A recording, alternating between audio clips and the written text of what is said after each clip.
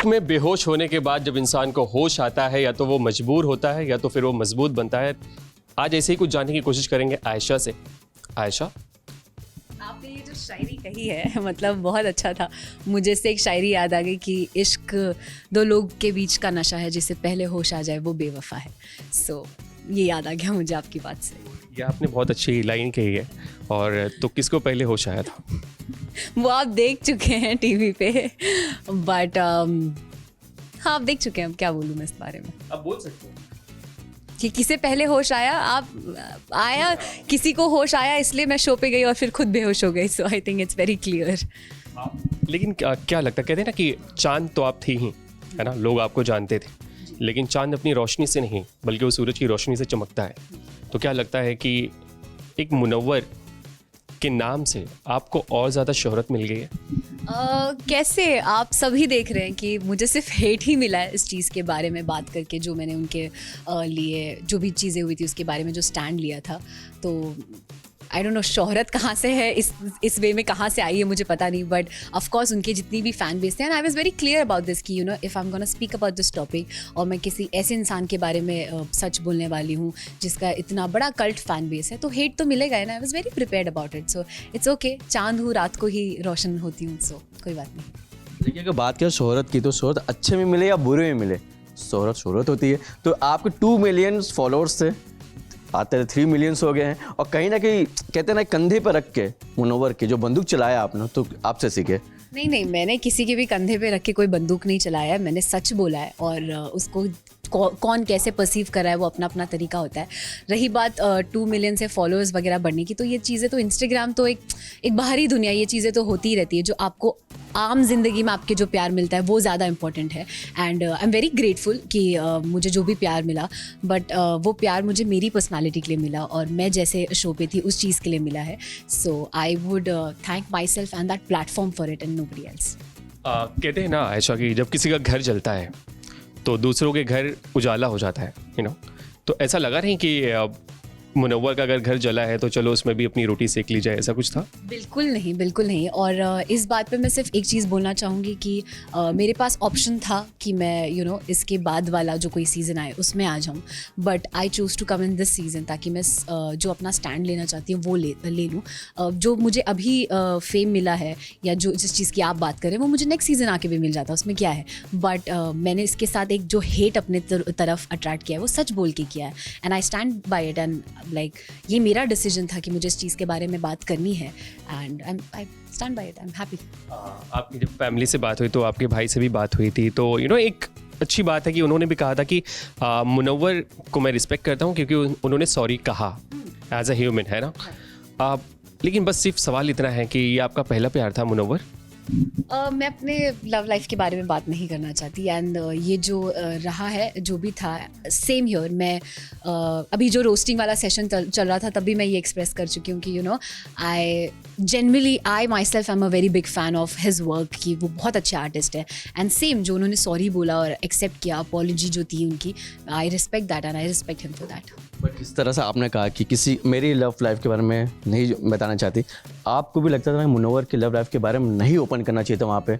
आपने वहाँ पे पूरी मुनव्वर की पूरी कहानी बता दी घर वालों को, तो वो रिश्ते वाली बात, तो आपको क्या लगता है वो सही था? फिर मैं आपको बता देती हूँ, रही उनकी लव लाइफ की बात, तो वो तो हमेशा बहुत वोकल रहे इस चीज़ के बारे में, और उन्होंने इस चीज़ के बारे में शो पे भी, जो उनकी गर्लफ्रेंड के बारे में हो या ऑन डिफरेंट ओकेजन्स अपनी वाइफ के बारे में, जो भी है वो खुद बात कर चुके हैं।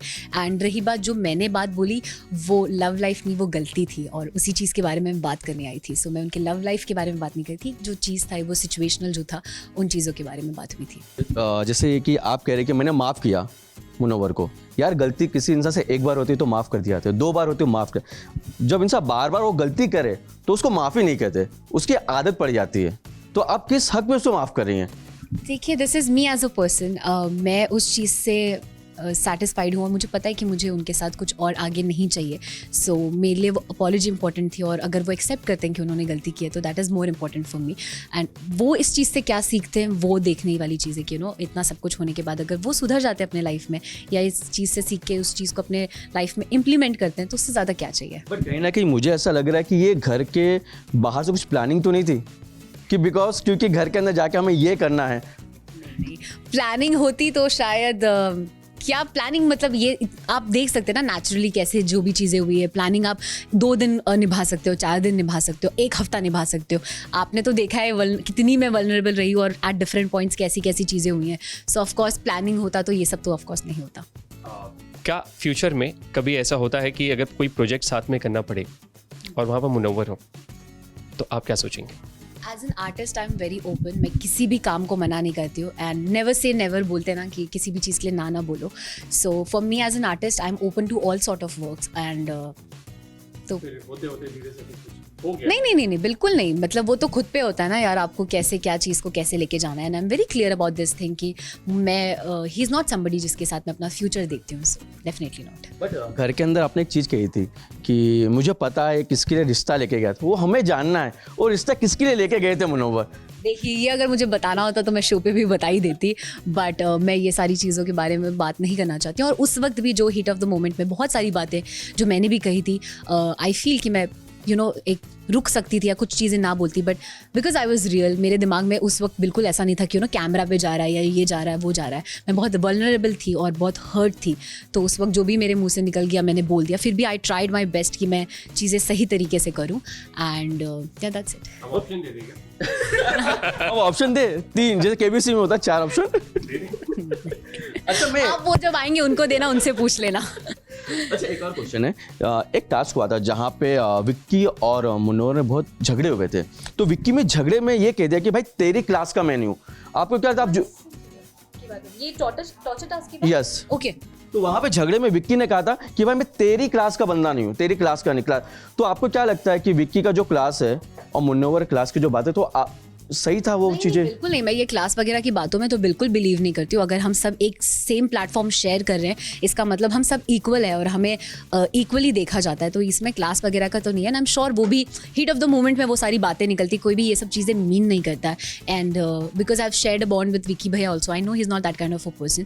एंड उनको जब मौका मिला है उन्होंने मुनव्वर की साथ भी दिया है, मुनव्वर का साइड भी लिया है, मुझसे भी आके चीज़ें उनके हित में आके बोली है। सो आई एम श्योर वो हीट ऑफ द मोमेंट में था and he didn't mean that. आप जीता हुआ किसको देखना चाहती हैं? विक्की, अंकिता, मुनव्वर या अभिषेक? सी मेरा बहुत सारा प्यार अभिषेक और अंकिता जी के लिए, बिकॉज यही 2 लोग थे जिनके साथ मैंने बहुत अच्छा टाइम स्पेंड किया है। एंड जेन्युइनली मैं चाहती हूँ कि इन दोनों में से जो भी डिजर्विंग है सबसे ज़्यादा वो जीत जाए। मोहब्बत जिससे होती है उसके लिए दुआएं भी होती है। नहीं, मेरी दुआएं तो उस घर में मुझे मोहब्बत सबसे है। मैं उनके साथ टाइम सबसे मुनव्वर नहीं, मैं सबके साथ एक टाइम स्पेंड करके आई हूँ and I have respect for him. अगर मोहब्बत वगैरह की बात हुई तो जो भी चीज़ें थी मैं क्लियर करके आ चुकी हूँ।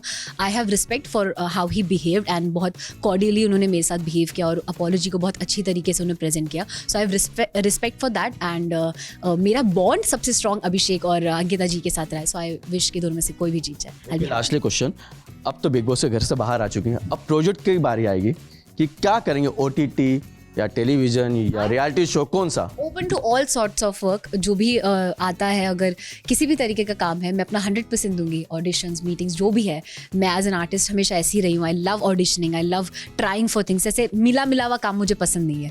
सो आपने अपने नज़रिए से जो दिखाया है वो यकीनन काबिल तारीफ है। बहुत बहुत शुक्रिया बात करने की। Thank you so much. Thank you so much.